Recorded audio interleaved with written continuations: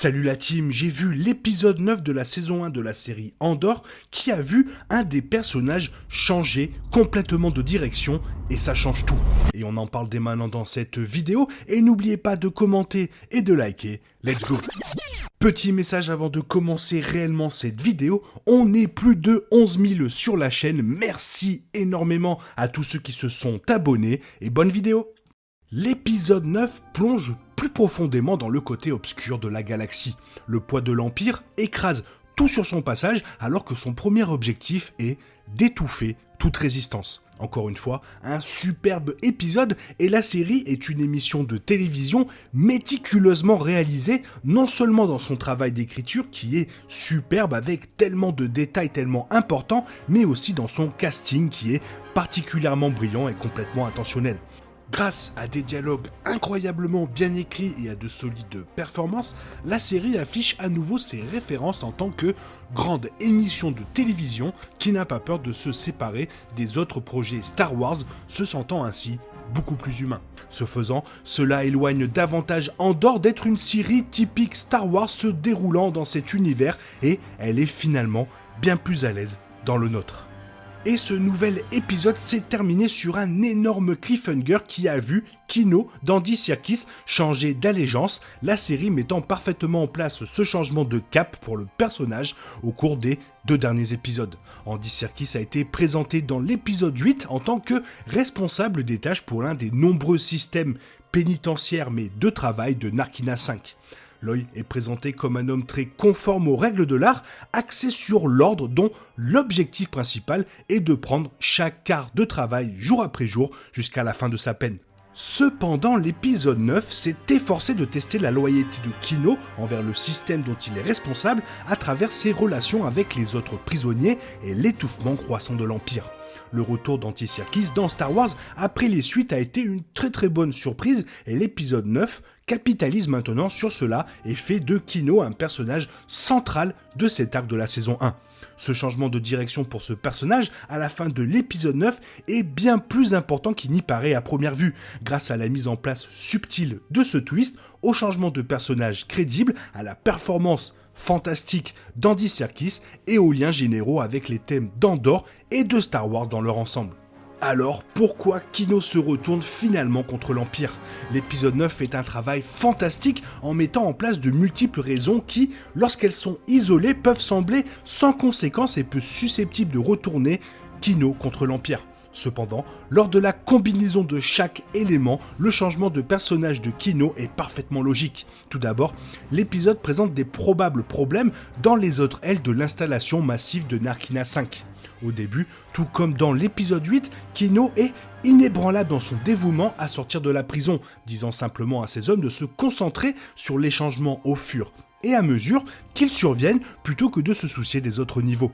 Après cela est venue une scène dans laquelle Kino est quelque peu interrogé par Cassian lui-même, Andor voulant savoir tout ce que Kino sait sur la sécurité de la prison. Une fois de plus, Kino ne faiblit pas, non sans que Cassian insiste sur ses propres convictions quant à la complaisance de l'Empire dans leur contrôle, ce qui se prête au titre de l'épisode 9, personne n'écoute. Le dernier élément de l'épisode qui relie tous ces événements est le décès malheureux d'un des hommes de Kino, Olaf.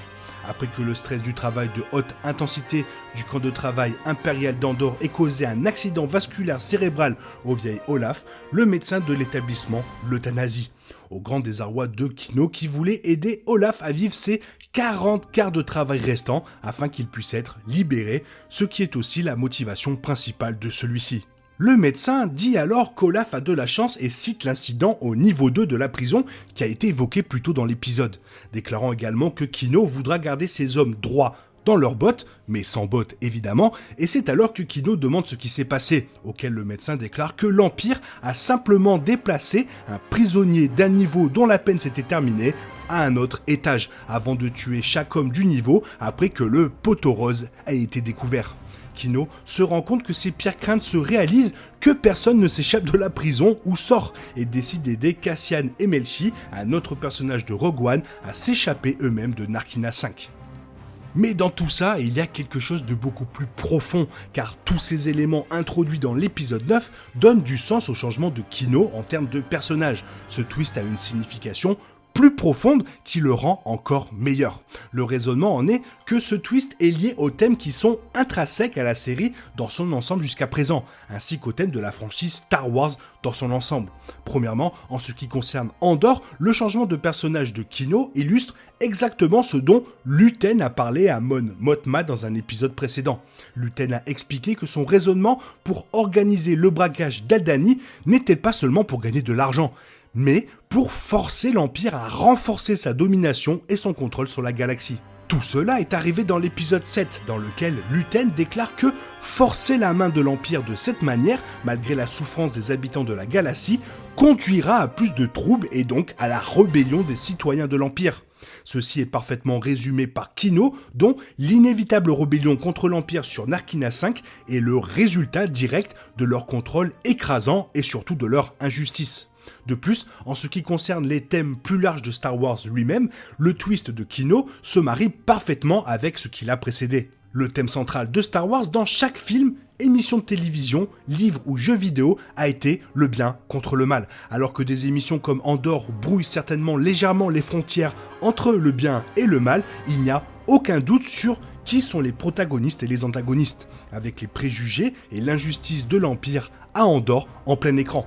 Du bon côté a toujours été l'espoir, tandis que le désespoir est toujours présent du mauvais côté. Le changement de Kino en est un exemple, avec lui choisissant l'espoir d'échapper à la prison en allant contre le mal de l'Empire, au lieu de vivre dans le désespoir du règne de l'Empire sur lui.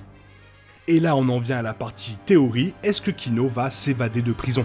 Avec le twist de Kino vient la question de ce qui va lui arriver dans les prochains épisodes. Kino est une nouvelle création pour le canon de Star Wars, ce qui signifie qu'Andor a toute la liberté avec son traitement du personnage à l'avenir. Cela signifie que Kino pourrait en fait survivre à la tentative d'évasion et retourner à sa vie, ou probablement dans la saison 2. Cependant, étant donné les nombreux décès dans l'épisode 6 d'Andor, il est fort probable que Kino rencontre un sort similaire, c'est-à-dire mourir tragiquement pour aider ses semblables à s'échapper de la prison dont il aspirait à être libéré lui-même dans les épisodes 8 et 9. Moi, personnellement, je suis d'avis qu'il faudrait garder Andy Serkis dans la saison 2 et peut-être le voir mourir un peu plus tard car c'est un excellent personnage. Puis voilà, Andy Serkis, il joue hyper bien ce rôle. Toi, qu'est-ce que tu en penses ? Fais-moi part de ton avis dans la zone commentaire car tu sais que j'aime énormément vous lire et j'espère que la vidéo t'a plu. Et si elle t'a plu, n'hésite pas à la liker, la partager et à t'abonner. Merci d'avance. Je te souhaite une bonne matinée, après-midi, peut-être une bonne soirée ou un bon week-end. Bisous bisous, que la force soit avec toi.